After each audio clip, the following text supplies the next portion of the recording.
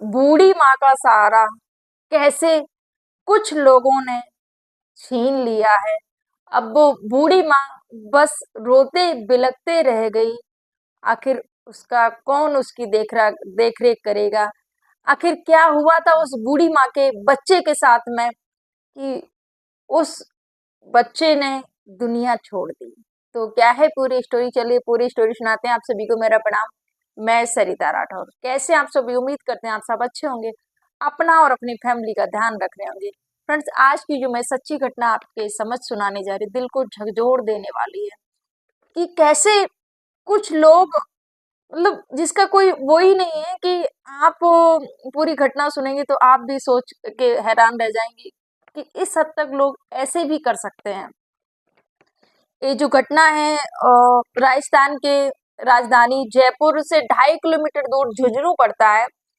झुंझुनू के जो बलौदा गांव है, झुंझुनू के सूरजगढ़ है, सूरजगढ़ की ये जो सच्ची घटना है गांव की।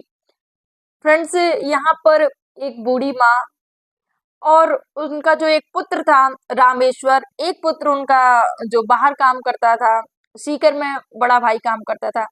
जो छोटा वाला बेटा था जिसकी उम्र थी 26 साल, रामेश्वर अपनी बूढ़ी माँ के साथ में रहा करता था। वहां पर पास में गांव में जो गौशाला थी, उस गौशाला में काम करता, गौ सेवा करता और उसी से अपना जीवन यापन किया करता था।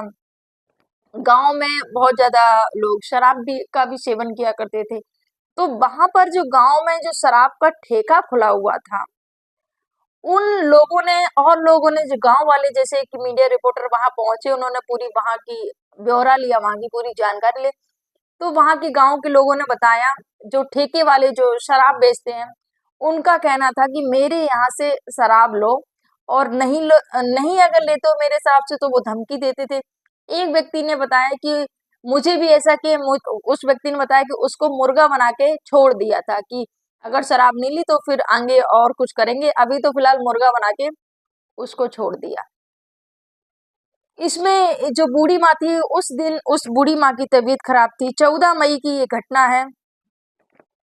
बलौदा में जो रामेश्वर विलास अपने घर पे ही थे, क्योंकि रामेश्वर की जो बूढ़ी माँ थी उनकी तबीयत सही नहीं थी, उनको बुखार आ रहा था।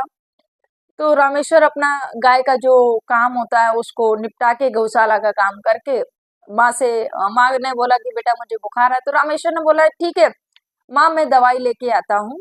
और जेठूराम जो एक और साथ में थे, जेठूराम और रामेश्वर दोनों निकल जाते हैं माँ की दवाई लेने के लिए। वहां से ही इन दोनों को पकड़ लिया जाता है। 4-5 लोग इसको रामेश्वर को और जेठूराम दोनों को पकड़ लेते हैं और पकड़ने के बाद में दोनों को एक हवेली ले जाते हैं, सुनसान हवेली, जो उनकी हवेली रही होगी वहां के, वहां ले जाते हैं। ये रामेश्वर दलित थे और वहां ले जाते हैं। बूढ़ी माँ का दर्द जब मैंने मीडिया पर देखा, बूढ़ी माँ इस कदर रो रही थी कि मतलब देख कर आंखों में आंसू भर जाते हैं उस बूढ़ी माँ के दर्द को। सच में फ्रेंड्स, एक बूढ़ी माँ, गरीब माँ, जिसका सारी खुशियां उसके बच्चे में ही होती हैं।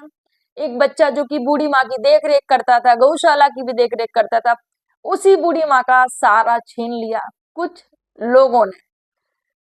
तो रामेश्वर को वहां पर लेके जाते हैं। रामेश्वर को लेके जाने के बाद में उसकी पिटाई करते हैं, उसकी पिटाई करते हैं, लाठी डंडों से उसकी पिटाई करते हैं और पीट पीट कर इस कदर उसको वो कर देते हैं घायल कि उसकी मृत्यु हो जाती है। जब उसको उसकी मृत्यु, तो उसको हॉस्पिटल वो लोग लेके जाते हैं कि आखिर क्या जीवित है या मृत है। डॉक्टर्स कन्फर्म, तो डॉक्टर ने बोला कि नहीं, इसकी मृत्यु हो चुकी है। उसके बाद में वो उसको, जो बूढ़ी माँ थी जिसका रामेश्वर का जो घर था, उसके ठीक सामने वहां पर उसकी जो बॉडी होती है वहां पर उसको रख के चले जाते हैं। जब माँ को जब पता चला कि अम्मा आवाज दे रही थी कि रामेश्वर रामेश्वर, कोई पता नहीं, तो कुछ लोगों ने बताया कि यहाँ पर आपका बेटा पड़ा हुआ है बाहर। और जब माँ आती है तो माँ का सीना कलेजा छल्ली हो जाता है देखकर अपने बच्चे को कि जो बुढ़ापे का सहारा है वो चला गया है।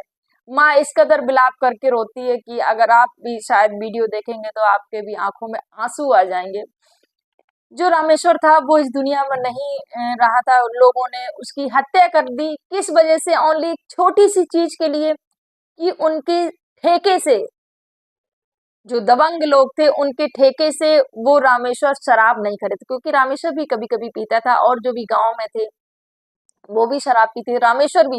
रामेश्वर उनकी दुकान से, शराब की दुकान से बस उसने शराब नहीं खरीदी, इस कारण उसकी मृत्यु का कारण बन गया वो शराब। उनके ठेके से नहीं खरीदी। अगर उनके ठेके से उसने शराब खरीदी होती तो शायद वो आज वो जीवित होता। यहाँ पर ये देखिए लोगों की सोच देखिए कितनी ज्यादा, मतलब ये क्या है, किसी का कोई डर नहीं है, किसी का कोई भय नहीं है, बस एकदम निर्भय होकर लोगों पर, ऐसे दलितों पर अत्याचार कर रहे हैं। ये कहाँ का वो है फ्रेंड्स? फिलहाल ये जो 6 लोगों को गिरफ्तार किया गया है, इसमें से एक नाबालिग है और जो 5 है उनको गिरफ्तार कर दिया गया है। आईपीसी की धारा इन पर मुकदमे जारी हुए हैं और SC ST तहत के भी इन पर मुकदमा लगाया गया है। फ्रेंड्स, ये जो घटना थी काफी दर्द भरी कहानी थी। अब जो भी वहां पर मीडिया कर्मी पहुंच रहे हैं, जो माँ है, जब माँ रो देती है तो आप भी उस समय जब आप देखेंगे तो बूढ़ी माँ है और बूढ़ी माँ का सहारा चला गया है। जो बेटा था, जो दूसरा बेटा था, वो सीकर में रहता था, एक भाई। और यहाँ पर ये जो माँ थी राधा देवी, ये अपने जो बेटा था रामेश्वर, इसके साथ में ही अपने जीवन यापन किया करती थी, अपने बेटे के साथ में रहा करती थी। तो बूढ़ी माँ का सहारा चला गया है, तो लोगों की बस वहां पर यही रिक्वेस्ट है कि बूढ़ी माँ का कुछ रोजी रोटी का प्रबंध किया जाए, उनकी हेल्प की जाए, उनकी मदद की जाए, ताकि जो बाकी बुढ़ापा है उनका कट सके। और ये जो अभियुक्त हैं जिन्होंने इन रामेश्वर की हत्या की है, उनको कड़ी से कड़ी सजा दिलाई जाए। वहां के लोगों को यही कहना, मैं भी कहूंगी भाई ऐसे लोगों को कड़ी से कड़ी सजा मिलनी चाहिए, ताकि और लोगों को सीख मिलनी चाहिए। अगर किसी पर आपने, किसी के साथ अगर आपने ऐसा व्यवहार किया तो आपको भी इस तरह की सजा मिलेगी। मैं भी यही चाहूंगी फ्रेंड्स, क्योंकि रामेश्वर को न्याय मिलना चाहिए और बूढ़ी माँ का सहारे के लिए कुछ ना कुछ बूढ़ी माँ की भी मदद करनी चाहिए। आपके क्या विचार इस घटना पर कमेंट जरूर करिएगा फ्रेंड्स। आप सभी को मेरा प्रणाम। जय हिंद, जय भारत, जय सिया राम।